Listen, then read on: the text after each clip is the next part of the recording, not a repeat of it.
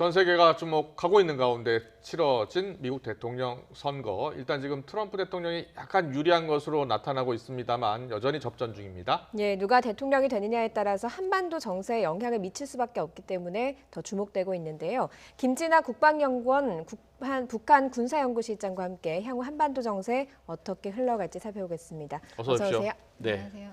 어떻습니까? 국방연구원은 어떻게 누가 될 것으로 예상을 하셨었나요? 저희가 2016년에 아무래도 여론조사를 민주당이 좀 유리한 쪽으로 해석한 측면이 있어서 올해는 굉장히 소심하게 아마 막상 막하일 것이다라고 일단 예측을 하고 있습니다. 그렇게 예측을 하셨군요. 네, 지금 뭐 막상 막합니다. 실제로요. 트럼프 대통령이 약간 유리하긴 하지만요. 자, 그럼 이 시각 현재 개표 상황 잠깐 보고 갈까요? 네, 이 시각 현재 개표 현황 전해드리겠습니다. 최대 경합주죠. 플로리다 96% 개표됐는데요. 트럼프 대통령이 51.2%, 그리고 바이든 후보가 47.8%를 기록하고 있습니다. 예.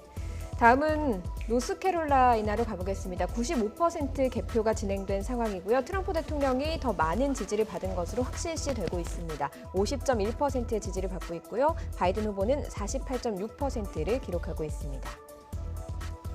네, 계속해서 경합주 가운데 한 곳입니다. 애리조나인데요. 82% 개표된 상황에서 트럼프 대통령이 46.8%, 바이든 후보가 51.8%로 바이든 후보가 앞서고 있습니다. 지난 대선 때 애리조나는 트럼프 대통령이 이긴 주인데요. 이번에는 바이든 후보가 앞서고 있습니다. 예. 트럼프 대통령과 바이든 후보 모두 주목하고 있는 이곳은 펜실베니아입니다. 74% 개표 상황이 진행이 됐고요. 트럼프 대통령이 55.6%, 바이든 후보는 43%를 기록하고 있습니다. 지금 현재 펜실베니아의 개표 결과가 상당히 주목을 받고 있습니다. 네, 펜실베니아는 아직 사전 투표, 우편 투표가 다 반영이 되지 않았습니다. 그래서 바이든 후보는 끝까지 지켜봐야 한다 이렇게 말하고 있는 주지요. 예, 그렇습니다. 다음 주 보겠습니다. 네, 미시간입니다. 미시간 역시 최대 경합주인데요. 69% 개표 지금 됐습니다. 트럼프 대통령이 53.1%, 바이든 후보가 45.2%인데요. 미시간 역시 트럼프 대통령이 앞서고 있는 것으로 나타났습니다. 네, 러스트벨트 중 하나인 위스콘신은 81% 개표가 진행이 됐습니다. 트럼프 대통령이 51.1%로 앞서고 있고요. 바이든 후보 47.1%의 지지를 받고 있습니다.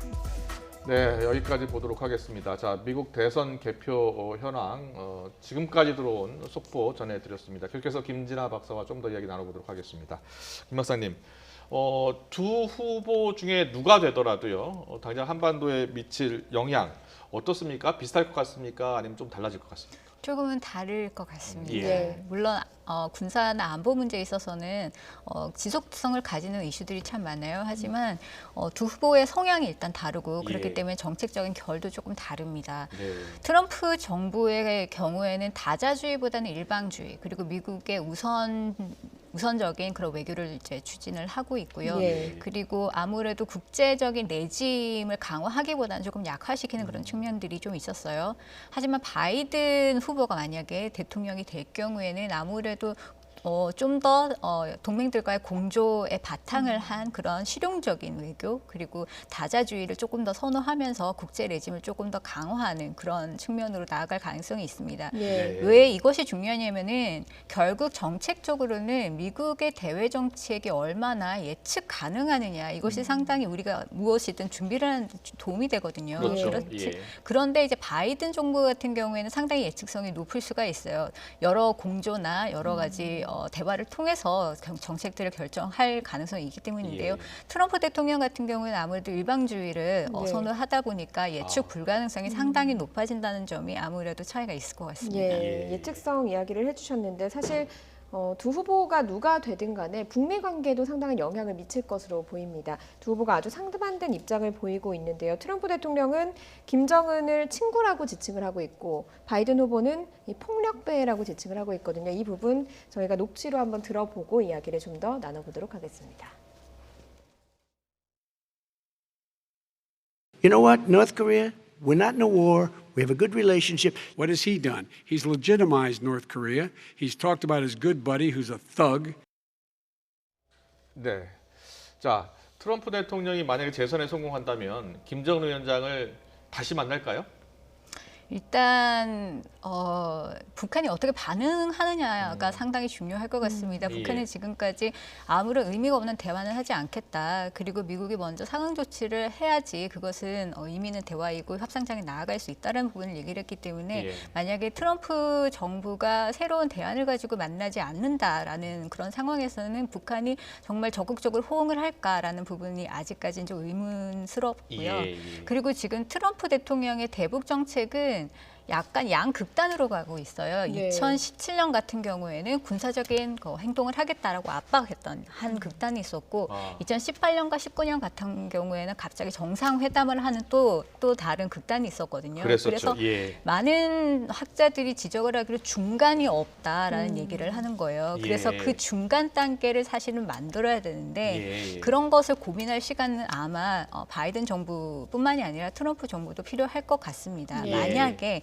지금 이 현상 유지 상태로만 그대로 간다라고 할 때는 이 상태가 계속 유지되는 상태가 사실은 상당한 함정이 있어요. 예. 왜냐하면은 북한이 계속적으로 WMD와 미사일을 강화하고 있는 그런 상황이잖아요. 그렇죠. 그러면은 비핵화 의지가 없나 보다라고 생각하고 국제사회가 그러면 암묵적으로라도 북한이 실제적인 핵국가로서 이제 인정을 해주는 그런 방향으로 가는 게 하나의 시나리오가 될 수가 있고요. 예. 그리고 또 하나의 시나리오는 그러면은 이 위협을 빨리 없애야 되겠다라고 생각해서 선제적인 공격을 통해서 무력화를 시키는 것은 어떻냐라는 그런 논의가 또 한 번 생겨날 수가 있습니다. 예. 그렇기 때문에 두 가지는 사실 한국이나 주변국 입장에 봐서도 그렇게 좋지 않은 시나리오거든요. 그렇죠. 예. 그렇기 때문에 어쨌든 트럼프 정부도 그 중간 단계 뭐라든지 한번 생각을 해봐야 되는데요. 일단 지금 의회의 분위기를 보면은 약간 긍정적인 측면이 있습니다. 일단 하원에서 지금 계류 중이고 검토 중인 국방 수권법 안내 이제 어떤 내용이 들어가 예, 있느냐면 북한과 계속 이제 대화는 계속 해야 되고 그리고 만약에 북한이 WMD와 미사일을 제약하는 어느 정도 제한을 하는 그런 대화에 나오게 된다면은 한시적으로나마 제재를 완화할 수 있는 부분들을 검토할 수 있다라는 것들이 논의되어 가고 있어요. 아, 이것이 그렇군요. 정해진 건 아니지만 예. 이런 논의들이 이루어져 가고 있다라는 것은 상당히 우리가 긍정적으로 볼 수 있는 측면이고 아마 트럼프 대통령이 다시 한 번 더 대안을 한번 생각해 볼 수 있는 그런 여지가 있을 것이라는 생각이 드는데요. 네네. 하지만 이제 또 단점 같은 경우에는 동맹과의 협의가 없이 미국 내 자체로서 이런 것들을 고민을 한다라고 한다면 한국의 보이스가 어떻게든 껴들어갈 여지가 없는 거잖아요. 예. 그렇네요. 만약에 미국이 북한에게 어떠한 인센티브를 일방적으로 제공을 하겠다라고 하면은 한 크게 세 가지 정도 생각해 볼 수가 있습니다. 네. 첫 번째는 인도주의 지원인데 이것은 아마 북한으로서도 아주 크게 환영할 만한 그런 인센티브는 아닐 수도 있어요. 예. 그럼 두 번째는 이제 제재 해제인데 단순히 제재를 아무것도 이제 비핵화 조짐이 없는데 제재를 해제하겠다라고 하는 거는 미국이 일방적으로 정할 수 있는 게 아닙니다. 이거는 유엔을 가야 되거든요. 그래서 네. 이것도 하기가 힘들어요. 그러면 세 번째는 결국은 이제 동맹과 관련한 여러 가지 카드를 조금 제시하는 그런 부분이 있을 텐데 이거는 대통령 혼자서 생각을 할 수 있는 부분이고 미국이 예, 단독적으로 예. 결정할 수 있는 것이거든요. 그렇기 때문에 싱가포르 회담 바로 직후에 한미 동맹의 가장 중요한 포인트라고 할 수 있는 연합훈련을 갑자기 중단하겠다라고 예. 했었던 그런 예, 예. 방식의 어떠한 변화를 한국이 좀 예측을 해야 되는데 그래야 그런 것을 되네요. 우리가 준비를 못할 수도 있다는 점에서 좀 단점도 될 수가 있겠습니다. 예. 그렇다면 바이든 후보가 당선이 된다면 북한이 좀 도발할 수도 있다 이런 예측도 나오고는 있습니다. 어떻게 보십니까? 도발할 수 있다라고 생각하는 거는 아마도 뭐 전략적인 인내라는 것 때문에 이런 말씀들을 하시는 것 같아요. 왜냐하면 오바마 정부 시절에 좀 인게이지를 안 했었거든요. 그래서 전략적인 인내라고 불렀었는데 그러면은 같은 민주당 정권인 바이든 정부도 그러면 전략적으로 인내하면서 기다리는 것이 아니냐. 그러면은 결국은 북한이 좀 관심을 끌려고 도발을 할 거다라고 그런 논리로 말씀을 하세요. 예, 예. 그런데 오바마 정부 때 전략적인 인내는 여러 가지 이유가 있었습니다. 당시에 중동 문제가 워낙 복잡했었고 그리고 이란이 사실은 가장 큰 문제였어요. 네. 그래서 그 문제를 해결하기 위해서 이제 외교적인 역량들을 다 투입을 개입을 했었거든요. 그리고 당시에 한국에서도 뭐 국지도발이나 천안함 사태와 연평도 포격 사태 이런 것들이 상당히 맞물리면서 예. 한국 정부의 대북 입장도 상당히 강경해지는 그런 것들이 있었기 때문에 사실 전략적 인내가 있었던 거예요. 그렇군요. 예, 예. 그런 것들이 없는 상황에서 바이든 정부가 또 한 번 전략적 인내를 시도할 가능성은 저는 낮다라는 생각이 들고요. 오히려 지금 바이든 정부 하에 안보 보좌관의 역할을 하고 있는 그런 전문가들이 하는 얘기를 들어보면은 좀 실용적인 그런 접근을 해야 된다라는 얘기를 하고 있습니다. 예. 왜냐하면 이란에 대해서 접근을 했었던 것이 이란을 신뢰해서가 아니라 이란에 적용할 수 있었던 검증을 신뢰해서 합의를 했다라고 하는 것이거든요. 그 얘기는 강력한 검증을 받아들이겠다라고 한다면은 검증을 통해서 여러 가지들을 규명을 할 수가 있기 때문에 대신에 반대급부로 조금 더 유연성을 제시를 해줄 수 있었단 말이죠. 예, 예. 그렇기 때문에 북한에게도 마찬가지로 이러한 여러 가지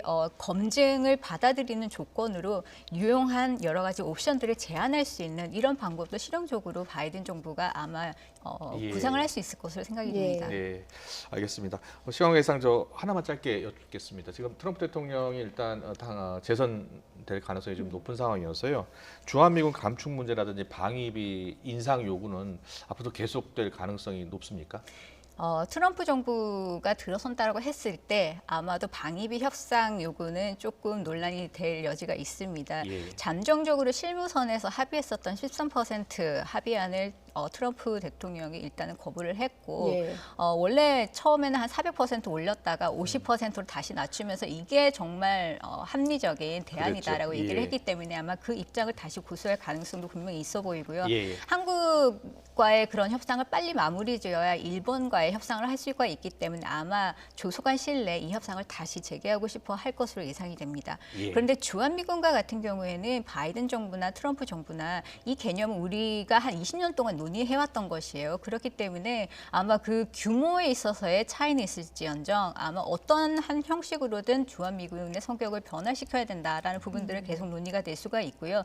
하지만 가장 중요한 것은 숫자적으로 얼마나 줄였느냐가 아니라 능력적으로 얼마나 보강이 되었다는 겁니다. 예. 2004년에 12,500명을 이라크 전 때문에 이제 여기서 빼내갔을 때 사실은 핵심 장비들 남아 있었어요. 그리고 110억 달러의 예산을 들여서 업그레이드를 상당히 그 장비적이나 여러 가지 측면에서 업그레이드 시켰거든요. 그런 부분들이 아마 보충이 된다고 한다면 크게 문제가 될 가능성은 없다라고 봅니다. 예, 네, 알겠습니다.